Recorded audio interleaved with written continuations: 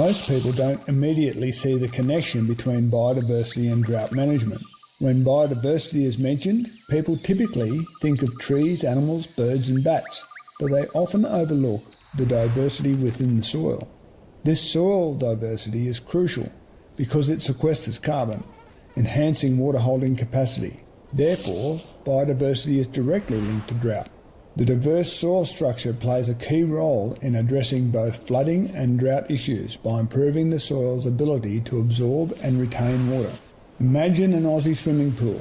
During a single rainfall event over 1 hectare, soil with 1% carbon can hold 1/4 of an Aussie swimming pool's worth of water. With 5% carbon, the same event will allow the soil to hold 1.5 swimming pools worth of water. At 8% carbon, the soil can hold the equivalent of more than 3 swimming pools of water. This is why we called ourselves Carbonate. When your soil reaches 8% carbon, your farm becomes sustainable and resilient to droughts and flooding because of a dramatically increased water holding capacity. The average Aussie farm has only 1 to 2% carbon, which is the reason we see so many images of desertification during drought times. And that biodiversity in the soil is ultimately supported by the biodiversity above the soil. Multi-species pastures and cover crops help build carbon levels by first supporting the biodiversity below the soil, which in turn builds the soil carbon. When the soil has 1% carbon, or 1% organic matter, it is hard like cement and water bounces off it. At 8% carbon, your soil acts like a sponge. The soil sponge is really an end result of a great soil structure, and that great soil structure includes the humus and the soil organic carbon, also the colloids and the spaces in the soil that hold water, and it starts to look like a sponge, and it holds water like a sponge. So this sponge effect is really the end result of a great soil structure, high soil carbon levels that all come from this magnificent biodiversity in the soil, which is supported by the biodiversity above the soil. Once upon a time, worms were a problem. Back in the day when farmers tilled the fields, they would often lift the machine out of the ground and find large earthworms, some as long as 12 inches, wrapped around the tines. They had to clean the worms off the tines so the soil could pass through the machine again. At that time it seemed like the worms were the problem. Today we face the opposite problem. There are no worms. It wasn't until the worms were gone that people realised their importance and thought, oh my God, where are the worms? Who remembers the 2021 mice plague? Because out here it was a nightmare. The neighbours were putting out mouse bait everywhere because their fields were being eaten to the ground. We were monitoring the mice but not finding any, so we began to wonder why. One day, while looking at the multi-species pastures, we turned off our bikes and sat quietly. All we could hear were bird calls, and we realised it was the quails throughout the pasture. What brought the quails? The habitat. We provided the habitat for the quails to flourish, and they balanced the mice population. Having a multi-species cover crop instead of a bare fallow really benefited us. The bare fallow was breeding grounds for the mice, while the multi-species cover crop maintained the predator habitat for the quails, which then balanced the mice population. This is ecosystem balance. That's what biodiversity is. Microbats. Here's one you might not have thought about. Habitat for microbats. Most farmers are victim of the ideology of keeping the land clear of dead trees, without realising that those dead trees are the habitat for microbats, among other essential predators. Every night the microbats eat their own weight in insects. So, by preserving the habitat for these predators, you avoid the need for chemical intervention and costly products. This directly impacts your farm's productivity and profitability, as you're not spending money on chemicals and pest control. Chemicals are indiscriminate, killing beneficial organisms along with pests, which disrupts the balance further. Each use of chemicals throws the ecosystem into disarray, while building and maintaining habitat fosters synergy and balance. The frog chorus. Frogs are another key ecosystem member. Have you ever heard a frog chorus after the rain? Pure symphony. But what if the frogs don't show up? They might not appear because chemical residues from farmland are draining into their water and disrupting their breeding cycle. Frogs help control mosquito populations. which is crucial for preventing the spread of disease. Therefore, listening for the frogs after rain provides a good indicator of the health of your water ecosystem. Another important thing we need to do in our biodiversity planning is to consider pollinators. We do this by developing wildlife zones and tree lines. Often we think about planting a row of trees without considering their broader impact on the farm. By broadening our thought process, we realise that pollinators are not just important but essential for our farms. Many people are now asking, why can't the tree line also serve as a corridor that provides habitat and food for pollinators? Instead of just planting a row of trees, we could plant clumps of trees. We could include shrubs, ensuring that there is something flowering in every season of the year. This creates a support habitat for pollinators within the tree line. Even our cattle can act as pollinators. When they walk through a multi-species crop in flower, pollen sticks to their fur, which they then spread as they move around. So in regenerative agriculture, it's not just bees, bats and butterflies that are pollinators. Cows, sheep and goats could play a role as well. One of the classic observations that every Aussie has made at some time or other is that when driving in the late evening or at dusk, their windshields would once upon a time be splattered with insects. But this is not the case any longer.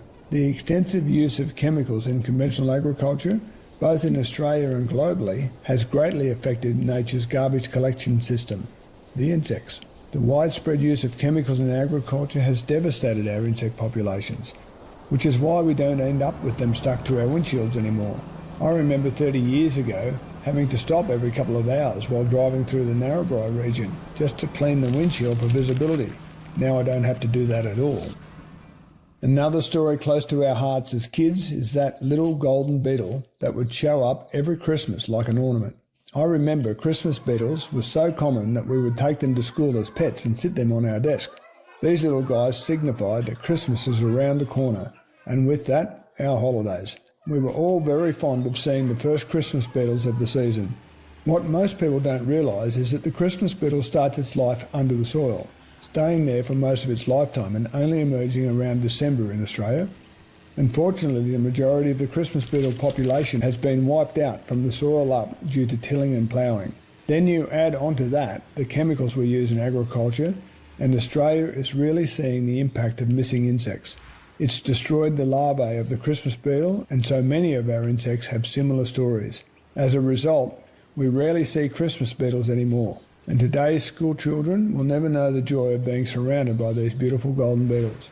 Beetles are pivotal to creating healthy soil and aiding in water retention, which helps protect against drought.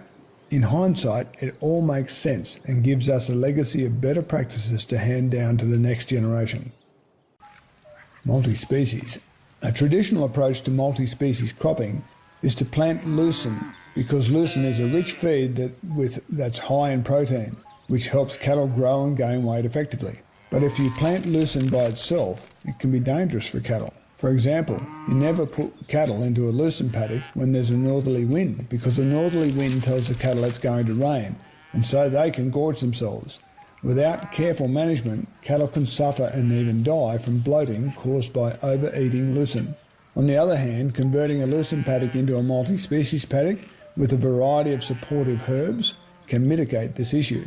When you switch from a single species like lucerne to a multi-species pasture, cattle can balance their rumen more effectively. We've never bloated a cow since we've gone to a multi-species instead of a single species pasture, even if it was a good rich pasture. One of the main regenerative techniques is rotational management of cattle. By moving the animals off their dung, you prevent the spread of worm eggs and worms, breaking their life cycle. Leaving cattle on their dung for too long leads to worm infestation. So let's talk about dung beetles. That's a great little story on biodiversity. Dung beetles bury the manure, which stops flies from breeding. This reduces the number of flies on the farm and enriches the soil by incorporating the manure into it. This process increases the carbon content in the soil, promoting healthier, richer soil. So dung beetles combined with cattle rotation enhance soil health and reduce pests, demonstrating the benefits of regenerative farming. So this increases productivity because you get more cover growth and better nutrient cycling. The cattle then eat a higher nutrient-dense food. This improvement is a combination of better management and enhanced biodiversity. By changing the management practices, particularly moving the cattle off their dung, we significantly reduce the worm burden. As a result, we no longer need to use wormicides, which were previously killing the dung beetles. Thus, rotational management not only boosts soil health, but also eliminates the need for harmful chemicals, fostering a healthier and more sustainable ecosystem. So now, because I don't have to use chemical additives to protect my animals, I'm using a management tool instead. This change not only protects my animals, but also enhances biodiversity. The dung beetles are able to come back, which improves the entire system. The dung beetles bury the manure, leading to better nutrient cycling and fewer flies. With fewer flies, there's a reduced disease load and less disease spread. The management and biodiversity work hand in hand. Beauty. So let's talk about beauty. Beauty is integral to my heart's-based connection to what I do, whether it's the land I own or anything else I take care of. If I don't find it beautiful, I won't be inspired to fight for it. But if I do, whether it's the people around me or the landscape I manage, I will. Consider the beauty of a well-mown lawn.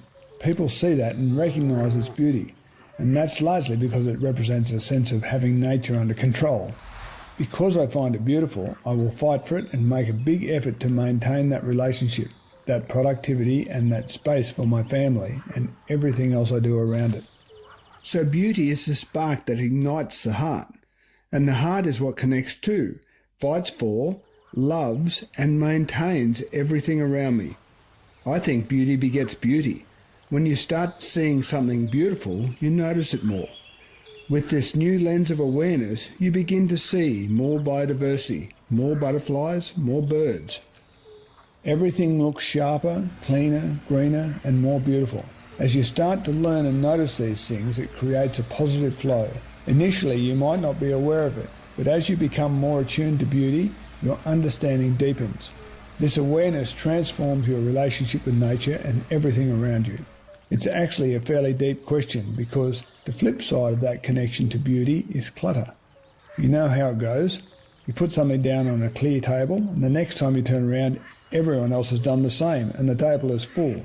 Similarly, when people drive through the countryside and see signs of death and destruction, results of a war with nature, paddocks that have just been sprayed out and there's nothing growing on them, tree lines that have been knocked over and just wall-to-wall wheat, they lose their sensitive connection to the landscape because it's no longer beautiful.